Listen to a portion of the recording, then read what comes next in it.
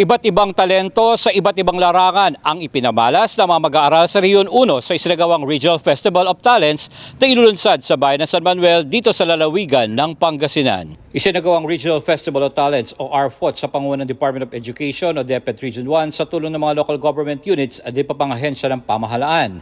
14 na school division sa Region 1 ang lumahok sa Regional Festival of Talents kung saan hindi bababa sa 50 ang mga mag-aaral na mga delegado ng bawat dibisyon. Ayon kay DepEd Region 1 Director Tolentino Aquino, 6 na taon nang sinasagawa ang RFOT, ngunit ng panahon ng pandemya ay virtual lamang itong naisasagawa. Layunin niya ng aktibidad na mabigyan ng oportunidad ang mga mag-aaral na ma-showcase ang kanilang talent at skills.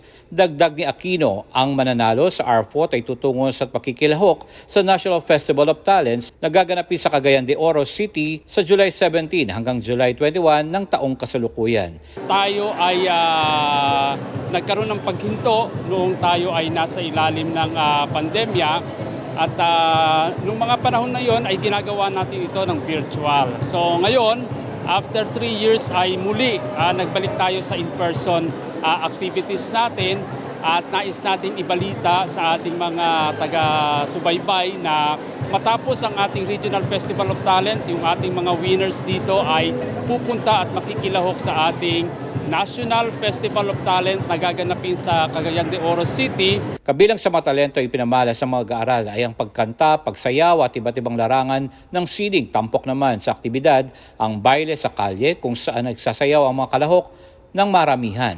Samantala, ipinagmalaki ni San Manuel Municipality Mayor Kenneth Perez ang pagiging punong abala ng kanilang bayan.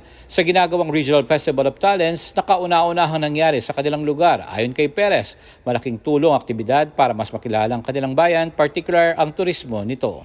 And I know, sa katulad naming bayan na nasa liblib, malaking tulong ho ito para mas makilala ho ang bayan ng San Manuel sa iba't ibang probinsya ng Region 1. Sana makatulong ho ito sa pag-usbong ng turismo ng aming bayan.